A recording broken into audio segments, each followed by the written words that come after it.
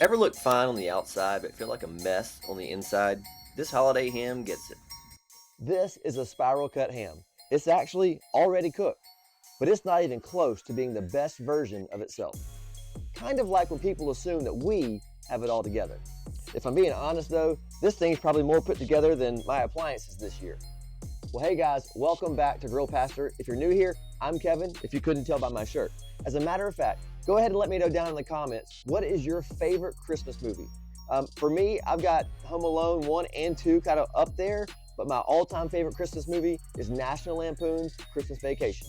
Now for today, we are turning this 10-pound store-bought spiral cut ham into a mouth-watering, glazed, double-smoked ham using what's called the slow and sear method.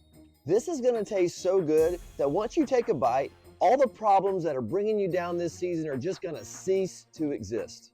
Okay, maybe not really, but at least for the moment. All right, let's roll the intro and get the coals started.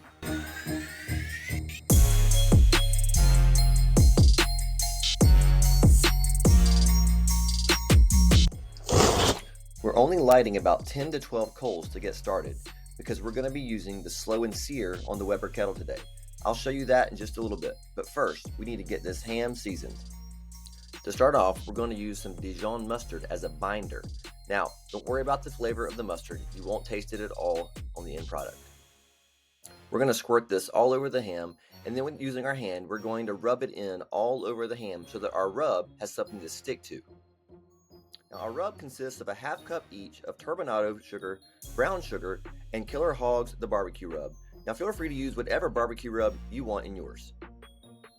Now we're going to sprinkle this very generously all over the ham.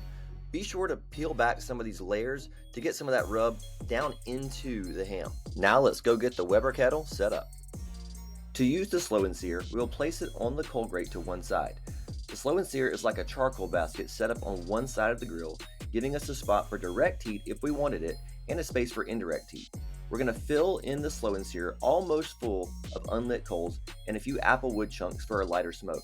I'm sure the unlit coal police and experts are going to chime in here, but this still gives us amazing flavor and great temps. The slow and sear even has a built-in water trough if you want to use it. But as you can see here, we have two zones now, one zone for searing and one zone for indirect heat. Once the coals in the chimney are ready, we will pour them into one side of the slow and sear.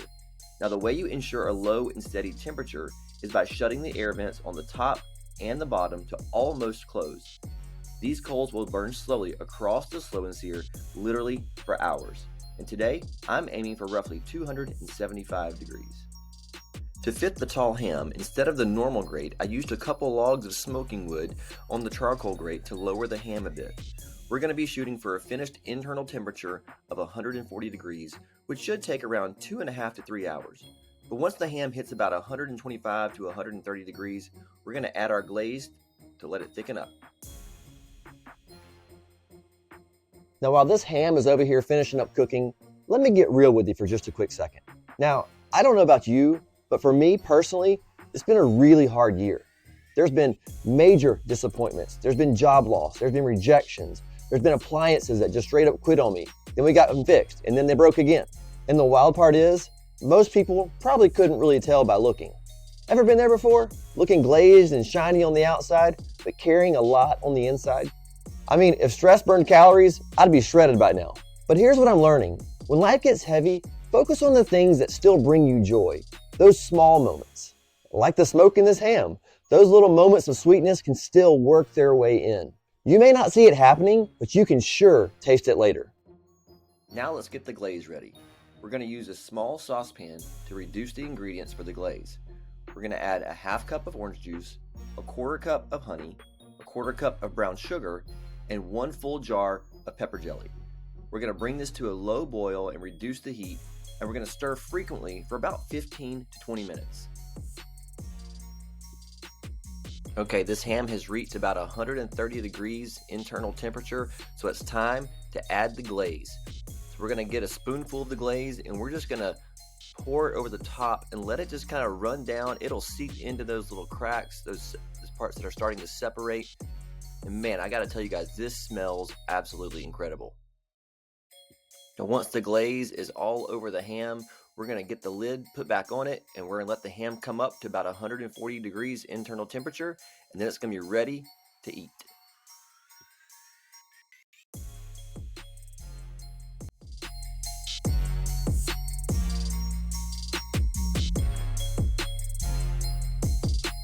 Well, here it is. We've got the final product here. It's hit 140 degrees internal temperature. And so there's really nothing left to do other than just to admire it.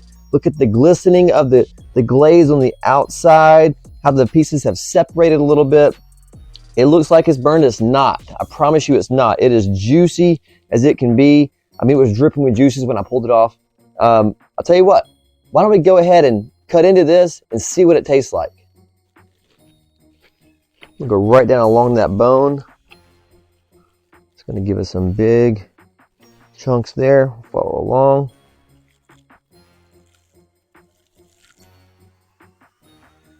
And we are all set to taste this. Can you see that? Still steaming. Guys, I wish you could smell this. It is insane how good it smells. There's nothing left to do but toss it in our mouth and let's try it.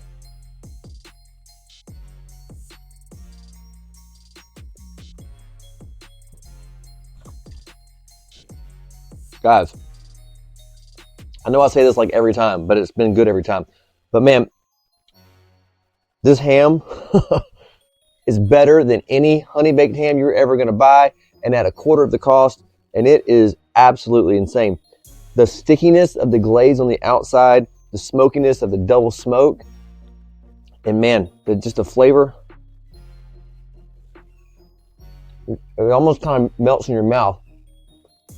You really barely even have to chew. It's so tender and good. Man. So guys, let me leave you with this.